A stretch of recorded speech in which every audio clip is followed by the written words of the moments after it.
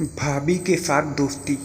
रात के 12 बज गए थे। मुझे नींद नहीं आ रही थी क्योंकि मैं जिसके सपने देखता था वह मेरे बगल में सो रही थी। मैंने थोड़ी हिम्मत करके अपना हाथ आगे बढ़ाया तो भाभी एकदम से हिलने लगी और मैंने हाथ पीछे कर लिया। मैं तो डरने लगा कि कहीं भाभी कुछ उल्टा सीधा ना बोल दे। भाभी मेरी तरफ देखकर बोली, क्या हुआ, नींद नहीं आ रही क्या? मैंने कहा, नहीं आ रही। भाभी बोली, अब सो जाओ ना, काफ़ी रात हो गई है। यह बोलकर भाभी फिर सो गई। थोड़ी देर बाद जब मुझे लगा कि भाभी गहरी नींद में सो गई हैं तो मेरा नाम राहुल है और मेरी उम्र 24 साल है। यह बात 2 साल पहले की है, जब मैं कानपुर में एक बिल्डिंग में कमरा लेकर रहता था और कानपुर में ही जॉब करता था। मैं पहली मंजिल पर रहता था और उसी बिल्डिंग के सामने वाले फ्लैट में एक भाभी रहने आई जिनका नाम वंदना था। उसकी एक छोटी बेटी थी। भाभी को जब पहली बार देखा तो लगा ही नहीं था कि उनकी शादी हुई होगी। जब पहली बार मैंने भाभी को देखा तभी से मेरा मन भाभी पर आ गया था।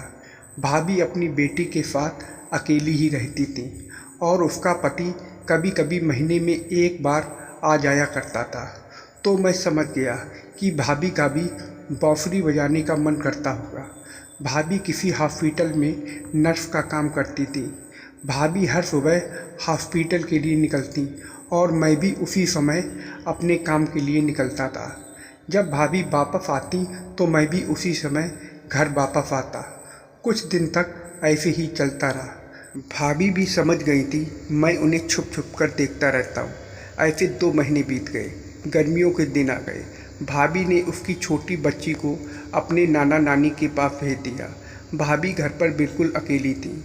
एक दिन मैं ऑफिस से वापस घर आया तो वह गेट पर खड़ी थी। तो उन्होंने मुझे आवाज़ लगाई और कहा, सुनो, वह क्या है, मेरा फ़ोन नहीं चल रहा है, क्या आप एक बार देख लेंगे? मैं तो पहले से ही भाभी को मिलने का मौका ढूंढ रहा था।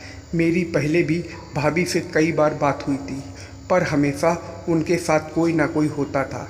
मैंने कहा, भाभी, मैं कपड़े बदल कर आता हूँ, फिर आराम से देखूँगा। मैं अपने रूम पर आ गया।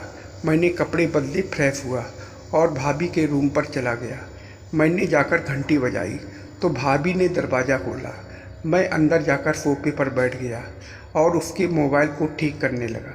थोड़ी देर में मैंने उसके फ़ोन को सही कर दिया। तभी भाभी मेरे लिए कुछ खाने पीने को ले आई। बस फिर क्या था, मैं चाय पीता रहा और भाभी को देखता रहा।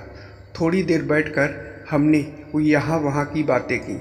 मैंने भाभी से उसका नंबर भी ले लिया, यह कहकर कि किसी चीज़ की ज़रूरत हो तो वह मुझे फ़ोन कर दे। और फिर मैं अपने घर वापस आ गया। रात को करीब 9 बजे भाभी ने मुझे मैसेज किया कि थैंक यू। तभी मैं समझ गया कि मेरा काम बन सकता है। फिर हम दोनों एक दूसरे से बातें करने लगे। वह भी अकेली थी और मैं भी। रात को करीब 12 बजे तक बातें चली। फिर मैं बोला, अब सो जाते हैं, काफ़ी रात हो गई है। तो वह बोली, मुझे अकेली नींद नहीं आती, मुझे डर लगता है। मैं बोला, मेरे यहाँ आ जाओ, यहाँ सो जाना और सुबह जल्दी चले जाना। उसके बाद मैं सोचने लगा कि अगर किसी ने भाभी को मेरे यहाँ देख लिया तो बवाल हो जाएगा। भाभी ने कहा, एक काम करो, तुम यहाँ आ जाओ, तुम सुबह चले जाना। मैंने थोड़ी देर सोचने के बाद बोला, ठीक है, दरवाज़ा खोलो, मैं आपके यहाँ आ जाता हूँ। उसके बाद मैं वहाँ चला गया। भाभी के घर में सिर्फ एक ही बेड था क्योंकि वह अकेली ही रहती थी। जब मैंने भाभी से पूछा तो वह बोली, कोई बात नहीं, इसमें 2 लोग आराम से सो सकते हैं, मुझे भला क्या परेशानी हो सकती थी। मैं भी उसके साथ ही लेट गया। रात के 2 बज गए थे। मुझे नींद नहीं आ रही थी क्योंकि भाभी मेरे बगल में सो रही थी।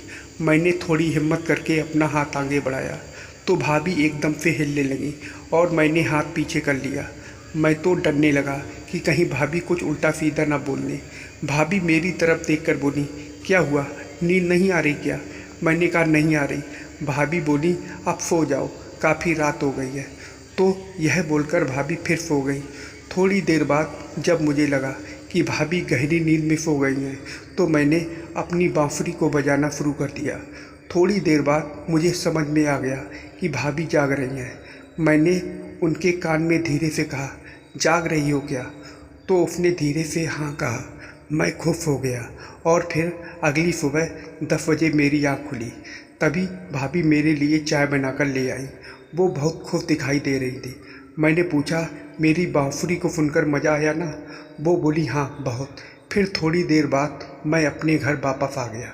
तो दोस्तों, आप लोगों को यह कहानी कैसी लगी कमेंट करके ज़रूर बताइएगा और वीडियो को लाइक और सब्सक्राइब करना मत भूलिएगा।